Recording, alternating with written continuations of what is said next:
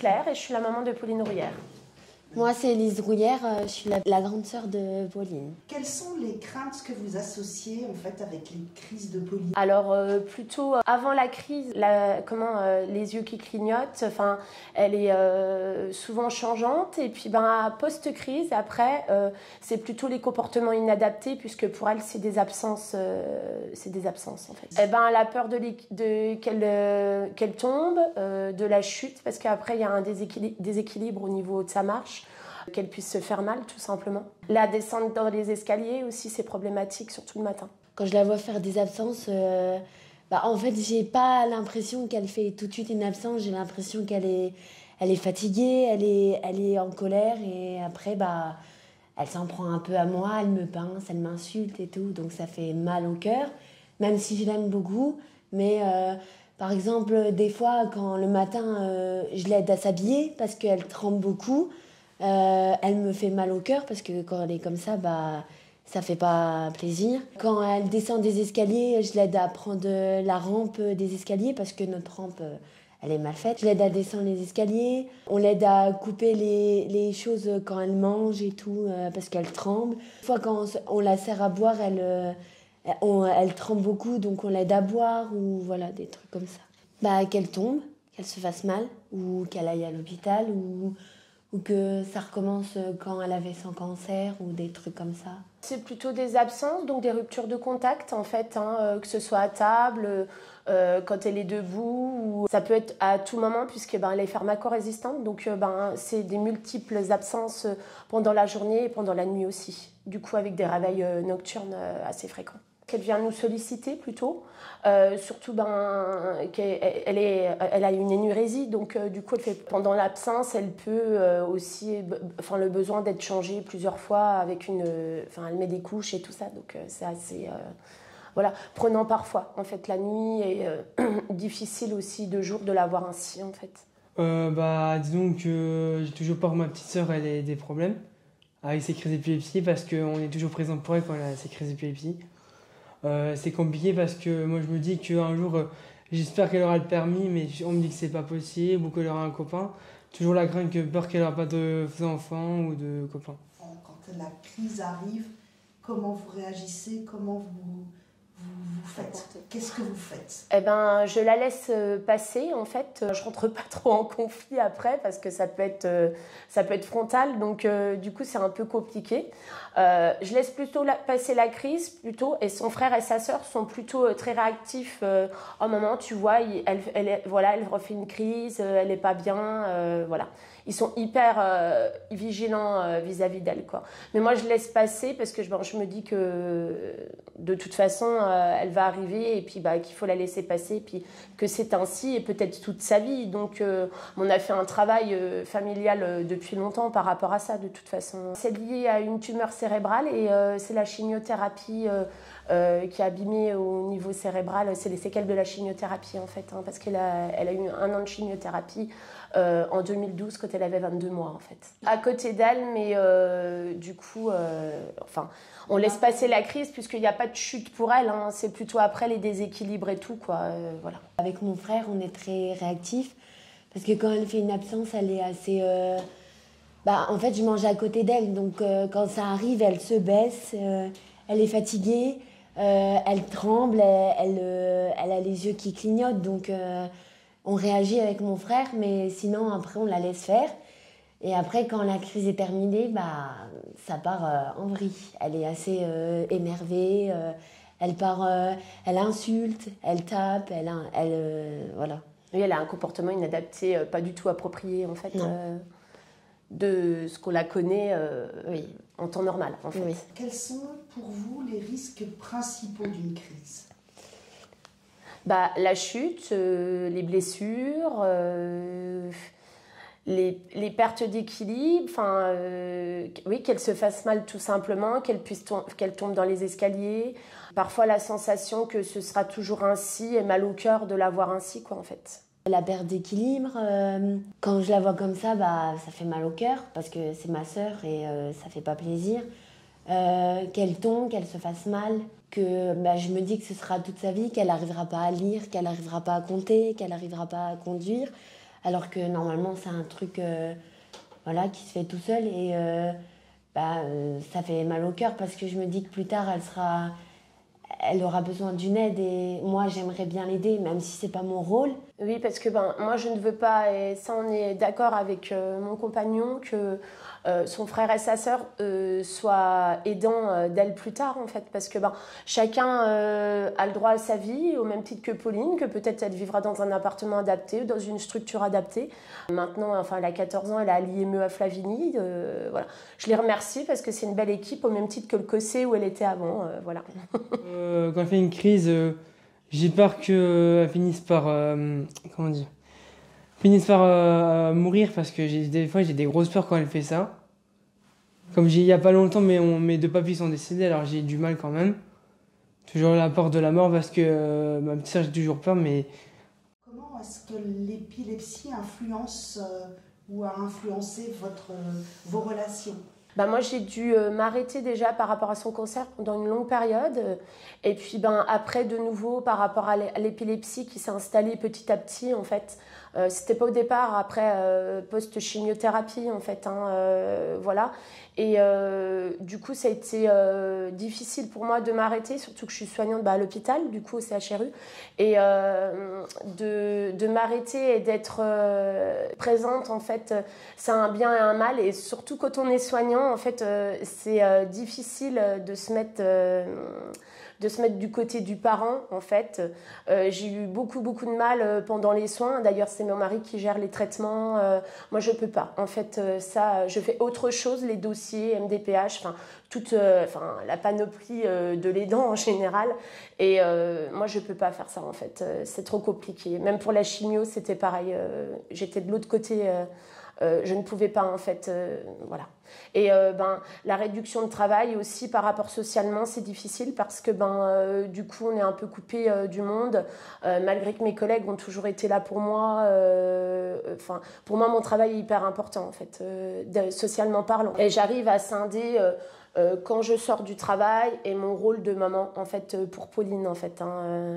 Ce qui se passe au travail se passe au travail et ce qui se passe dans la famille c'est la famille en fait. Et ça c'est ma force, mon travail et ma vie familiale. En fait. Qu'est-ce que vous retrouvez dans le travail à ce moment-là ? Le bien-être de l'équipe, en fait, en général. Le bien-être d'avoir des collègues, de parler d'autres choses, en fait, que la maladie. Et puis, depuis plusieurs années, donc maintenant 3 ans, je me suis remise au sport. Je fais du sport adapté. Et en plus, je fais récemment, j'avais des envies d'écriture, donc je fais de l'écriture aussi, tout ce qui est poésie, voilà, qui m'aide aussi. Et dans le cercle plus global, voilà, comment ça se passe avec vos proches et vis-à-vis de votre fille, comment c'est pris? Par rapport à l'épilepsie, ça dépend des personnes, mais après, ils ne voient pas forcément, comme c'est des absences. Nous, on est tout de suite très réactifs, donc on le voit. Il y a une forme du visage, il y a les yeux qui clignotent, il y a une attitude qui n'est pas la même que d'habitude. Mais la famille est là. On a une histoire de famille aussi assez difficile au niveau maladie, donc voilà, la famille est là, et puis les amis aussi. Le souci, c'est que quand on est avec la chimiothérapie, après le traitement pour l'épilepsie, on va tous les 3 mois, on a énormément de rendez-vous, on est pris accaparé par tout ça, en fait, la vie, donc on n'a pas tellement à part quelques amis, de relations, mais maintenant que nos 2 grands sont plus grands, on fait beaucoup plus de choses, en fait. On aimerait bien partir à l'étranger, mais ça me stresse de prendre l'avion parce que je me dis, si on va dans un pays étranger, au niveau de la qualité des soins, c'est peut-être pas la même qu'en France. Donc moi, ça me bloque, en fait, ou d'être dans un autre département, en fait, c'est compliqué. Vous vous privez donc de ce genre de déplacement ? Parfois, oui. Depuis que Pauline a eu son cancer, on est très proches. J'aide beaucoup ma sœur. On s'entend très bien, même si des fois c'est compliqué. Tu l'amènes au sport aussi ? Je l'amène au sport. Alors qu'avant, je n'y allais pas parce que je faisais de la danse. Mais parce que j'aime bien être avec elle et avoir des trucs avec elle. Avec mon frère, on sort en ville avec elle maintenant parce qu'elle est grande et qu'elle depuis très elle peu est de ado. temps. Oui. On fait plein de trucs ensemble. Je joue avec elle, je dessine avec elle le matin. On regarde la télé, on regarde des films ensemble. Voilà, plein de trucs comme ça. J'ai dû raconter mon histoire. Par contre, au lycée, quand je suis au lycée, Il y a une prof qui m'a demandé mon histoire par rapport à ma sœur parce que j'en avais parlé à mes copines et ma professeure voulait savoir. Et ça a eu pas eu d'impact et elles ont été assez choquées et tristes pour moi parce que c'est comme ça. Et non, sinon, il n'y a pas eu beaucoup d'impact familial.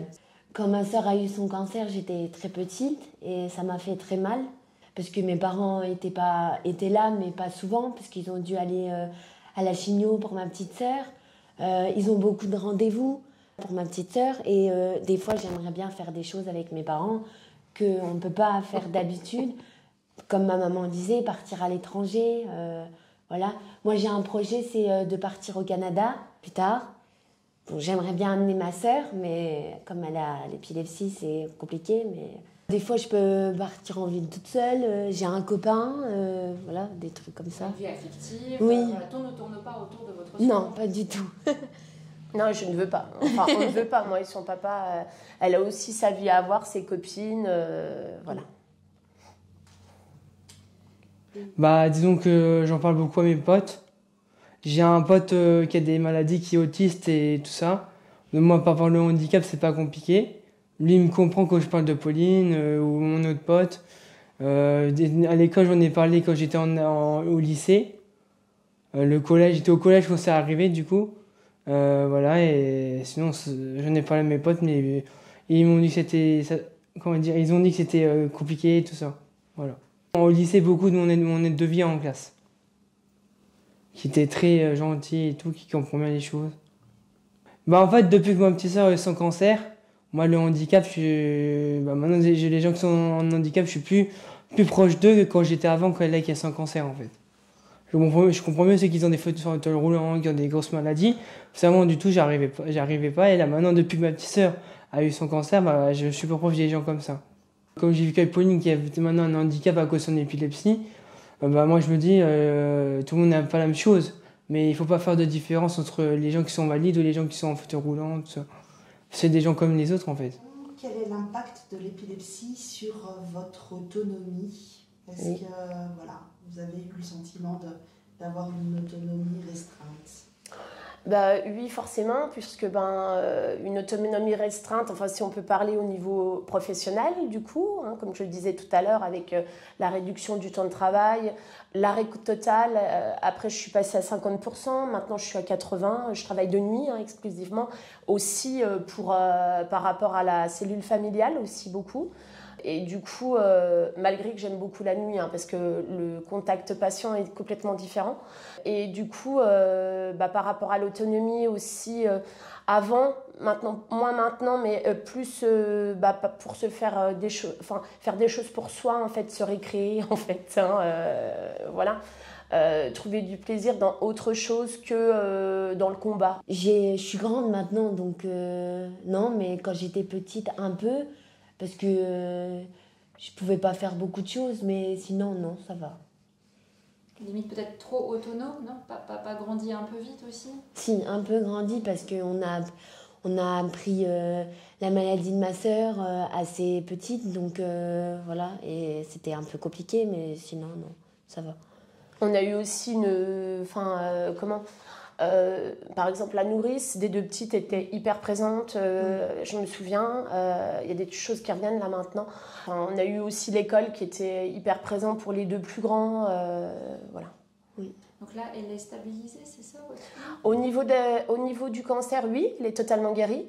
Au niveau de l'épilepsie, non, parce qu'elle est pharmacorésistante. Elle rentre dans un syndrome de Lennox-Gastaut suite aux séquelles de la chimiothérapie. On n'arrive pas à trouver de traitement. Elle a essayé une multitude. On arrive au bout, même s'il y a de la recherche et tout ça, de la panoplie de médicaments.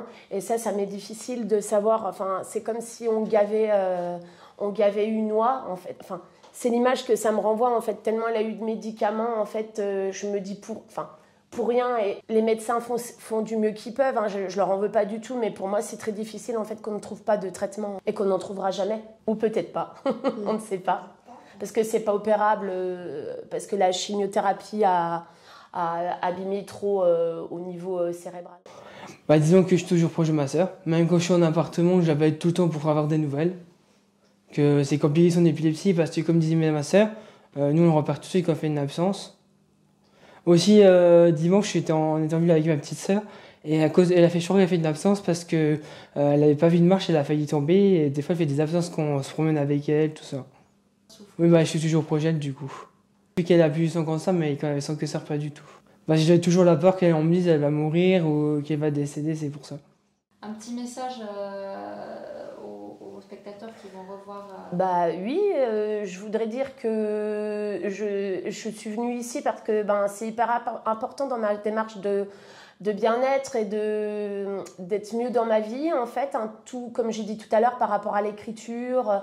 Voilà, parce que je me dis que c'est pas parce qu'on a un enfant ou quelqu'un de malade, que ce soit épilepsie ou autre, qu'il ne faut pas avancer et continuer son chemin. Et on reste positif, en fait, dans la vie, malgré la maladie, pour continuer à avancer, parce que Pauline a le droit aussi à sa vie. Merci à tous.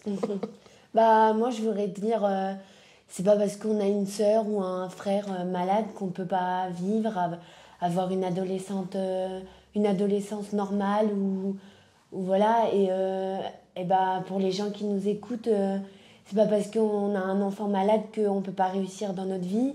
On peut avoir un métier, on peut avoir des projets, voilà. Peu importe le handicap qu'on a, il faut changer l'image sur ceux qui sont en situation de handicap, parce que c'est des gens comme les autres du coup.